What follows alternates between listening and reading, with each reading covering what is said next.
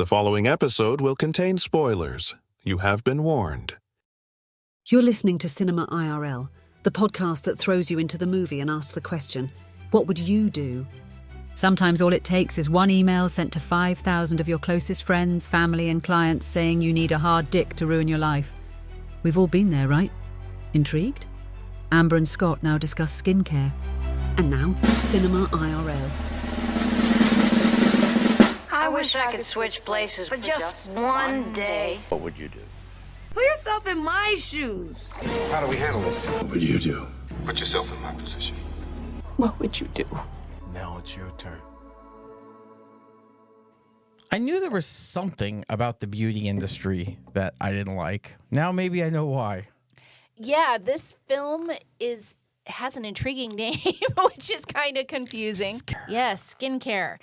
A talented esthetician in West Hollywood becomes convinced someone is trying to destroy her life. Well, I think she's right. She's convinced because there is someone trying to destroy her life. That's true. That's true. So. And it's not who you might think it is. Well, is it ever? That's true. I mean. Good point. I would like to actually have one of those movies where it ends up being exactly who you think it is, because in the end, that would be the last person you think it is. You're like, that's the most obvious person. So it's not that person. And then in the end, it is that person. And then you just say, I knew it. I knew it. So our main character, Hope, she has a salon where she helps people with facials and make their skin all pretty. And she's just launching a skincare line. And she's all excited about that. And it seems like she invested a lot of money into the skincare line. She had a partner that kind of flaked. So she has a lot riding on this launch. And then out of the blue, someone moves in to the empty space across from her in this cute little bungalow-type complex of stores and boutiques in Hollywood, who is also an esthetician. Yeah, I've got thoughts on that, but... And as soon as this person moves in, then bad things start happening. So she thinks it's the guy who moved in. And one of the bad things that starts off this whole chain of events is an email goes out to her list of 5,000 friends and clients saying she's in debt, her life's all messed up, and she needs a good, hard... Go ahead. You can say it. Dick. What? Dick. She needs a good, hard what? Anyway, so this goes out to all of her clients, and she doesn't know. And the next day, she wakes up to the aftermath of like, "What's wrong? Are you okay? Did you drunk email people? What is going on with you?" And it just goes rapidly downhill from there. Yeah. On kind of a scary level too, because at one point this very intense, tatted up guy shows up to her very chic little boutique and kind of just says, I'm here to see Hope. And then it makes it seem like he's there because he thinks he's going to have sex with Hope. And then it turns out that someone has posted ads all over Craigslist that she has a rape fantasy. Yeah, basically, come to my work and don't tell me you're coming. Just come and do stuff. Yeah. Yeah, that's... Come and rape me, because that's my and that's definitely criminal to do that. That is insanely messed up. So yeah, it definitely escalates to a very scary level, and we follow Hope through this turmoil in her life. Yeah. So I've got to say, since what we do here is what would you do, I guess I would start right out of the gate where that email goes to her 5,000 people, and she tells her PR person, who is also kind of her receptionist, I think, to contact everybody, call them, tell them what happened. Why is she having to tell her PR person what to do in a PR situation? Because I think the PR person is just the receptionist who also executes the PR. I don't think she's a trained strategist to execute PR, but someone who has taken on that role and having a vested interest in the outcome of the company. Yeah. If you're going to be that big, have an actual PR person. Well, she wasn't. It was the fact that the skincare line was going to make her that big. And I understand her telling the gal to reach out to everybody and call them, but boy, I would have done it way bigger. Like, one of the other big things that happened to her, she was expecting this big interview to come out from a local news program, and it was going to be the official launch of her skincare. And it turns out that one of the producers got that email and they're like, oh, don't know what this is, don't want any part of it. And they aired another segment they had from another skincare person in the place of her. So she sits down, she thinks she's going to watch her on TV, and instead she sees the new esthetician who had moved in across from her. So she's further suspicious of this guy. Well, yeah, I mean, that's... But at that point, she kind of relies on the guy who did the interview to make things right. And I just, what would you do? I would be knocking on the door, calling the producer, being, oh my gosh, I'm horrified you got that. Let me tell you what's happening. And I mean, I let everybody know. I would have, as soon as I seen it, I would have sent out an email that says, Dear everyone in my fucking life, as you can probably guess from the last email you got, we got hacked. I am incredibly embarrassed. Obviously, that wasn't me who wrote that. We have currently involved the authorities to find out exactly what happened, but rest assured, nothing that came out of that email was from me. If y'all are on this list, you know who I am, and that's not it. So, and that's, I mean, you could pretty much nail it in the bud for 99.9% of it with that email. Yeah, if you're the head of a big corporation, I can understand that you have people who handle this for you.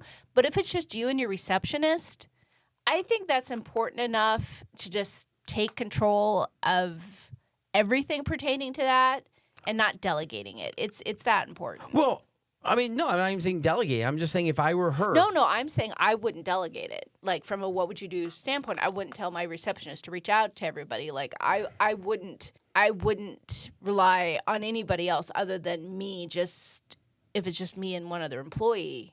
Like, it's important. It's my whole business, what I built up to this big moment. Yes. I'd be making sure everything was taken care of. I wouldn't rely on the skeezy guy who interviewed me to try and get my segment back up. I would be calling the producers. Yeah. I mean, the first thing you do is you send out that email. You send out the email and make sure that everyone sees that. Yeah. Because, again, that's going to take care of most of those issues. There might be, I'm sure there's still some people on that list that you're going to follow up with individually, but you've got to start with that. Though I want to go back a little bit here, and maybe because I've owned retail stores before in strip malls, I know a little bit about this. And especially if she's been there as long as she has. Well, it wasn't a strip mall. It's the crossroads of the world. It's a nice little boutique-y area. Either way, especially if you've been there that long, you're going to have a non-compete in your rental agreement that basically tells the landlord, hey, you can't let anyone else in here, or at least maybe I've not been there, so I don't know, but like within X feet of my shop that does the same thing as me. And as a landlord, it is generally a professional courtesy that you wouldn't do that anyway. Well, I think that it was the fact that, yes, she had been there for 15 years and she thought she was in good standing with the landlord, but also she appears to be more frequently delinquent on her rent.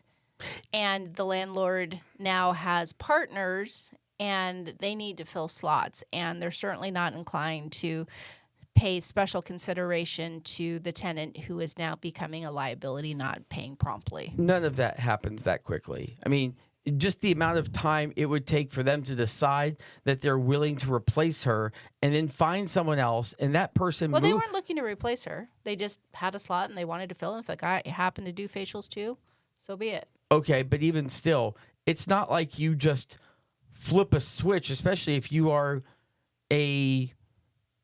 also a huge esthetician. Like, it takes a while to get up and going. Like, there's construction, all that. Well, and that's actually the next part of the film is, so while all of these things are happening, her clients start going to the new guy that just opened up. So she has someone who has a beauty website, and she has another person who is a model who just got back from a trip, and she has these connections who she thinks she can count on to launch her skincare brand. And then she starts seeing them go to the new guy across the courtyard and thinking, what the heck? This guy moves in, my email gets hacked. All my clients now are going over to him. My segment is replaced by the guy across the courtyard, and assuming that this new esthetician is trying to take her down because it assumes like he's the one who's benefiting. Okay, so I think there's no question he was trying to take her down, but he wasn't doing it through The means that we. I mean, like he was definitely in it to be cutthroat as hell. But I don't think he really saw her as a blip on his radar. He had his own sights of what he wanted his business to be, and he was doing well. And anything that happened to her was collateral damage. But I don't think he was intentionally trying to do anything to her. It was just like if she happened to have a client or a connection that was beneficial to him, he'd say, "Oh, well, come over and check out my place." We didn't see that in the film. But I don't think it was intentionally anything against her. It was just he was very motivated to be successful. Yeah, I know you and we typically don't discuss the movies much before we do the show, but we did have a brief discussion. I think there may be a lot of deleted scenes from this movie because I feel like there were a few places in there where stuff didn't fully make sense, but like if you had one scene somewhere, it would make a lot of things make sense. Like, I mean, you need more than one scene, but like whatever didn't make sense, if there's just like a short scene, you could make it make sense. Like there was, I think there were some continuity issues that probably fell out on the editing floor. And that's okay, because we're not a movie review We are show. not a movie review show. So let's get back to the plot. So while Hope is going through all of this, she then starts to rely on the help of a friend. And he is 26 and basically is very supportive of her and says, "Hey, let me see what I can do to help." And she starts relying on him and also commiserating with him. Is like, "I can't believe this guy across the way is doing all this to me." And this guy showed up, and there's all these ads on Craigslist now of people, my picture, and inviting people to come and hurt me. And he's there with the cops and making the report and is someone that she thinks she can rely on. Now, spoiler, if you want to go see Skincare, go see it now, put us on pause and come back later. Oh, and that goes for every single movie we cover. It does indeed.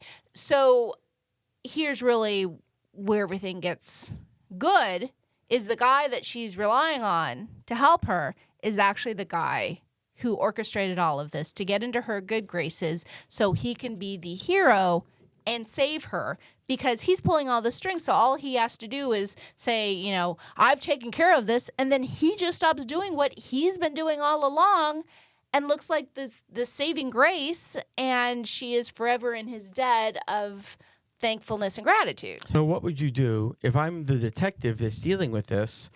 I'm putting in a request to Craigslist for the IP address of the person who is posting all of those things, and they would figure that out extremely fast. We would have a much shorter movie, but they would figure it out extremely fast. Do you know the law around that? Because there's all kinds of... I mean, I haven't visited Craigslist in a really long time since it stopped being so relevant once other sites popped up. But once upon a time, Craigslist was huge. all we had. Oh yeah, no, I've posted and responded to many posts on Craigslist.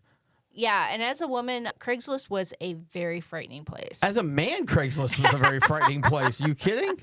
So I don't know what the laws pertaining to that are of, trying to contact Craigslist, because I'm sure that could be at least back in the day. And this film took place, I think we were saying in 2013, yeah.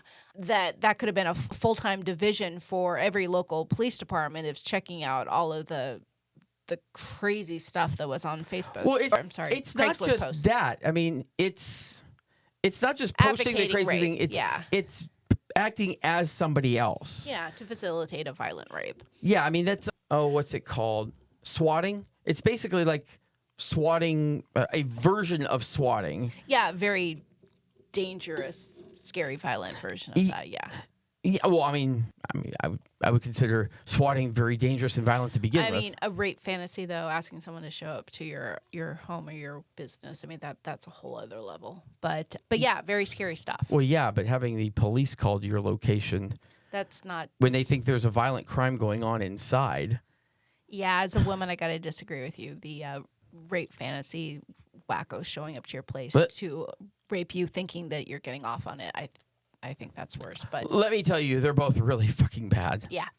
So, but they're also very illegal. Even in 2013, the Wild West of the internet, that was 2013. yeah. So have you ever been in that kind of situation where someone wasn't what they appeared? I mean, that's kind of a unique position to be in. I mean, I've online dated, so yes. Yeah, okay. Yes, actually, I guess we all have been in that situation. But wow, how messed up does someone have to be to screw over your life to then step in and save you? And yeah, that's just completely screwed up. I mean, that guy obviously had massive issues. So when Hope finds out, she basically calls him and says, call me, and then gets upset that he doesn't call her. And she doesn't tip her hat as why she wants him to call her, like that she knows. But then she finally finds out where he lives. She goes there, and he's getting ready to leave, and they have an argument, and he acts threatening. She maces him. He hits her. She hits him with a bat, and she leaves. What would you do?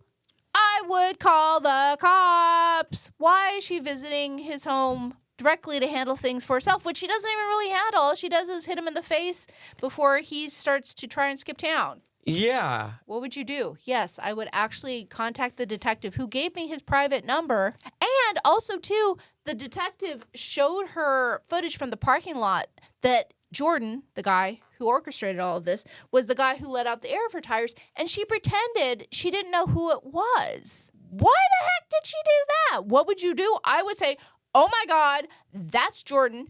Hey, Copper, that's actually the guy who we were sitting with when we were talking about this case to begin with. Don't you recognize him? But even if you don't recognize him, I know him. Here's his number. Here's his name. Why?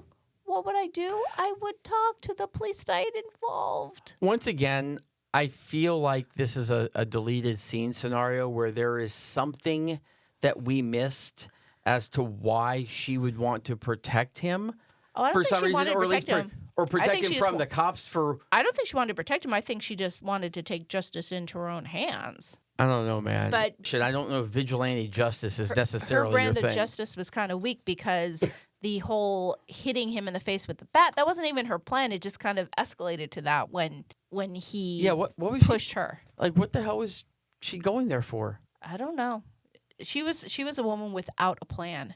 So what would you do? I would have a plan if I found out the guy who was making my life a living hell was actually the guy I had been palling around with. I would bring in the law enforcement that I had already been working with. Yeah, I mean, okay, I think as we've noted here, and this was based on true events, so I don't know the real story here. Well, it was inspired. Yeah, it wasn't a document or anything, but I would like to know what the real story was, because I would like to think, hopefully, that the woman who was actually in this situation utilized a little bit better judgment.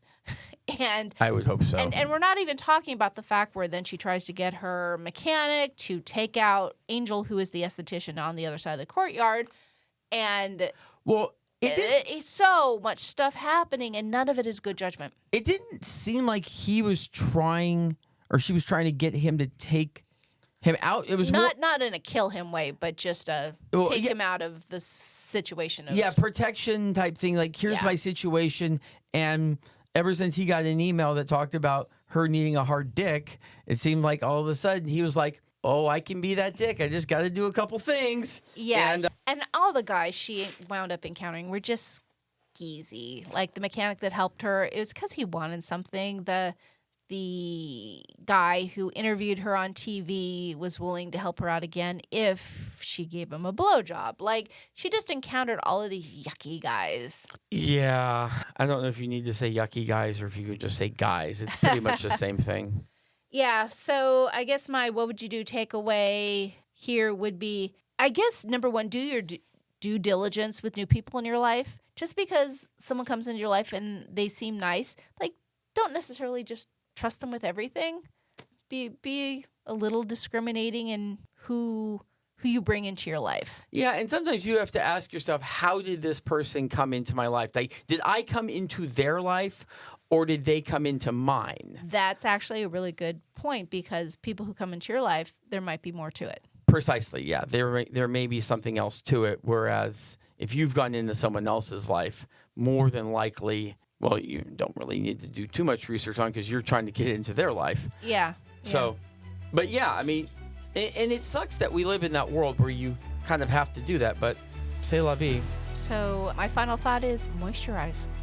We hope you enjoyed our episode. Thank you for listening. And to catch all the new episodes, please subscribe. We release 2 to 3 episodes weekly, so we'll have new content regularly. Until next time.